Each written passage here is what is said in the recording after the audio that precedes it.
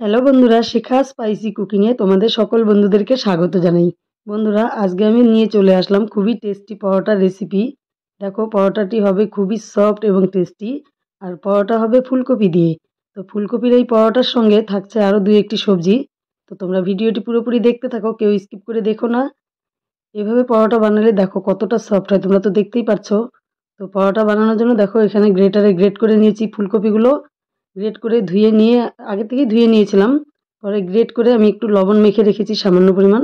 তাতে ফুলকপির যে সারের গন্ধটা সেটা বেরিয়ে গেছে। এখানে আলু নিয়েছি, এখানে নিয়েছি গাজর। আলু আর ফুলকপিতেই সামান্য সামান্য লবণ দিয়ে আমি মেখে রেখেছি।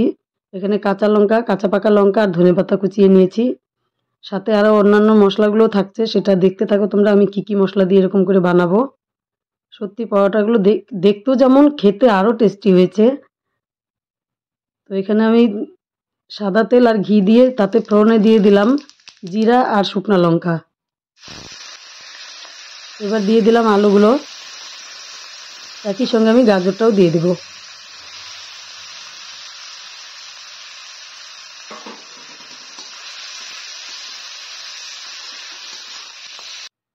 তো এবার আমি কিছুক্ষণ নেড়েচেড়ে ভেজে নিচ্ছি। তো 5 মিনিটের মতো ভেজে নিয়ে এবার এর সঙ্গে আমি বাকি জিনিসগুলো দিতে থাকবো। প্রথমে আমি লঙ্কাগুলো দিয়ে দিচ্ছি। আমি ঝালটা কম ব্যবহার করেছি, তোমরা চাইলে ঝালটাকে কমিয়ে বাড়িয়ে নিতে পারো।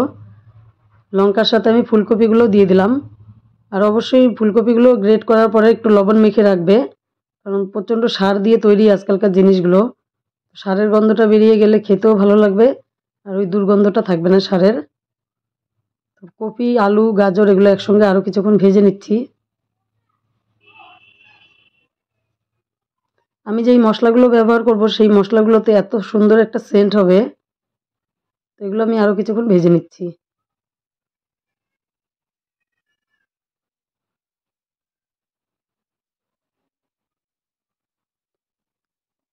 তো দেখো বন্ধুরা, ভাজতে ভাজতে জলটাও শুকিয়ে গেছে। তেমন একটা জল বের হয়নি, কারণ কি আমি আগে থেকেই যেহেতু লবণ দিয়ে জলটা বের করে নিয়েছি, তো লবণ তেমন বের হয়নি। এবার আমি মশলাগুলো দিতে থাকবো। তো দেখো, মশলাতে নিয়েছি জিরা গুঁড়ো, ধনে গুঁড়ো, হলুদ গুঁড়ো, স্বাদ অনুসারে লবণ, কাশ্মীরি রেড চিলি পাউডার আর সামান্য পরিমাণ চিনি। তো এগুলো এখন দিয়ে দেব।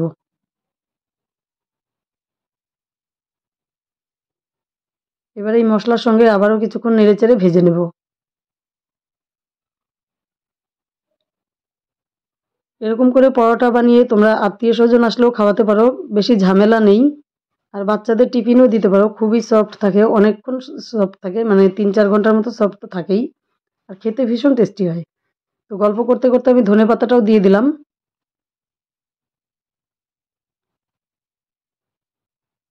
খুব সুন্দর একটা সেন্ট বেরিয়েছে।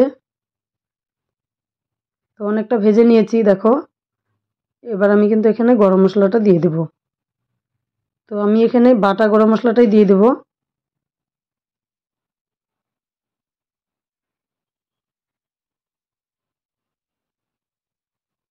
ভালো করে নেড়েচেড়ে নিয়ে এবার আমি বাটা গরম মশলাটা দিয়ে দিচ্ছি। 2 চামচের মতো গরম মশলা আমি দিয়ে দিলাম। তোমরা চাইলে এখানে পাউডারটাকে দিতে পারো।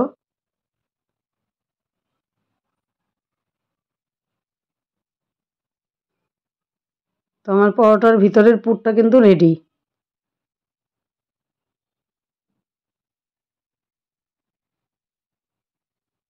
এবার পুরটা আমি একটা পাত্রে নামিয়ে নেব।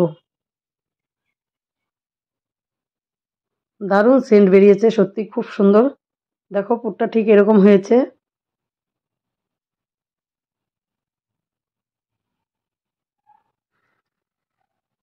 এবার আমি আটার ডোটাকে তৈরি করে নেব। তো দেখো বন্ধুরা, এখানে নিয়েছি আটা, ময়দা আর আটা নিয়েছি। তো এখানে আমি 250 নিয়েছি। তোমরা চাইলে এটাকে কমিয়ে বাড়িয়ে নিতে পারো, যার যতটুকু লাগবে ততটাই নেবে। এখানে নিয়েছি বেকিং সোডা আর সামান্য পরিমাণ চিনি আর লবণ। এখানে নিয়েছি টক দই। তো আজকে মাখাটা দেখাবো না, আমি একটা ডো তৈরি করে নিচ্ছি। আর এখানে সাদা তেল দিয়ে দেবো সামান্য পরিমাণ। তো সাদা তেল দিয়ে সব কিছু দিয়ে আমি একটা ডো তৈরি করে নিলাম। তো দই দেওয়ার কারণে তোমাদের যদি জল লাগে তবে দিবে, না লাগলে দিবে না। দেখো, এখানে একটা পরিষ্কার রুটি বেলনি নিয়ে তাতে কিছুটা আটা ছড়িয়ে দিয়ে আমি একটা আটার লিচি নিয়ে নিলাম। তো হাত দিয়ে এরকম চেপে চেপে একটা বাটির শেপ দিয়ে নেব পুরো ভরার জন্য।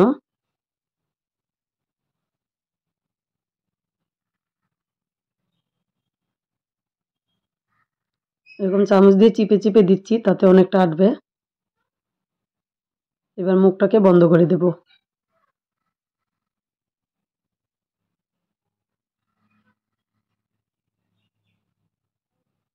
মুখটাকে বন্ধ করে দিয়ে এরকম বেলনিতে রেখে হাত দিয়ে চিপে চিপে আমি পরোটাটা তৈরি করব।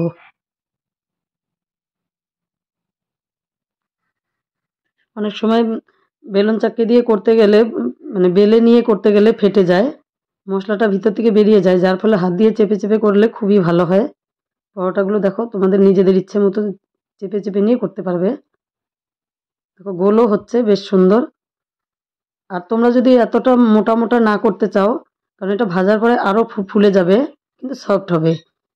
তো যদি এতটা মোটা না করতে চাও তাহলে দইটা দিও না, শুধু জল দিয়েই বানিয়ে নেবে। আর আমি খাবার সোডাটা দিলাম একমাত্র এটা সফট করার জন্য, ভীষণ সফট হয় সোডাটা ব্যবহার করলে। তো একটা তাওয়া গরম করে তাতে দিয়ে দিলাম আমি পরোটাটা। তো শুকনো অবস্থায় আগে ভেজে নেব।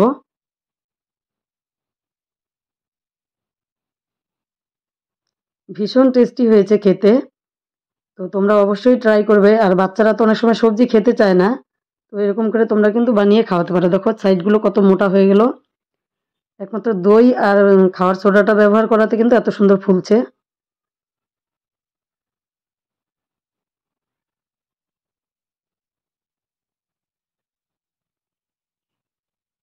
তো পরপর শুকনো অবস্থায় ভেজে নিয়ে আমি নামিয়ে নিলাম সবগুলো। এবার আমি তাওয়াতে ঘি দিয়ে দেব। ঘিটা তাওয়ার চতুর্দিকে ছড়িয়ে দিচ্ছি। তারপর আমি পরোটাগুলোকে ঘিয়ে ভেজে নেব। তো তোমরা চাইলে এখানে ঘি দিয়েও ভাজতে পারো এবং কি সাদা তেল দিয়েও ভাজতে পারো। ঘি গরম হওয়ার পর আমি একটা পরোটা দিয়ে দিলাম, তার উপরেও আমি আবার ঘি দিয়ে দেব।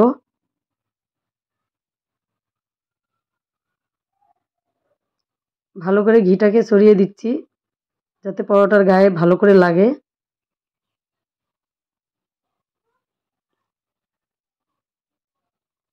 এবার উল্টে পাল্টে দিয়ে আমি সুন্দর করে ভেজে নেব। আর শুকনো অবস্থায় যখন ভাজবে একটু কম ভাজবে, তাহলে পরে ঘি দিয়ে ভাজতে গেলে পুরোপুরি ভাজা হয়ে যাবে। প্রথমেই বেশি ভাজলে পরে লাল লাল হয়ে যাবে। দেখো আমার পরোটাগুলো তোমরা দেখতেই পারছো কতটা সুন্দর হয়েছে।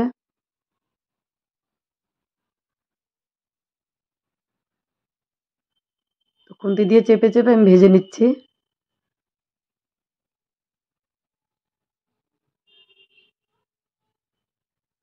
এই পরোটার সঙ্গে তোমরা ঘুগনি টাইপের কিছু সবজি বানিয়ে নিতে পারো, বা আলুর সবজিও বানিয়ে নিতে পারো, মটরশুঁটির সবজি বানিয়ে নিতে পারো, বা ছোলার ডাল দিয়েও খেতে পারো। তো পরোটাগুলো খুব সুন্দর করে আমার ভেজে নেওয়া হয়ে গেল।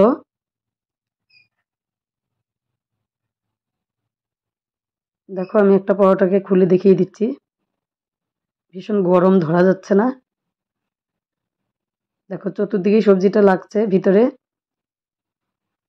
আর ছেঁড়াটা তো দেখালাম, পরোটাটা ছেঁড়ার টাইমে এতটাই সফট ছিল, তোমরা দেখতেই পারছো প্রথমে।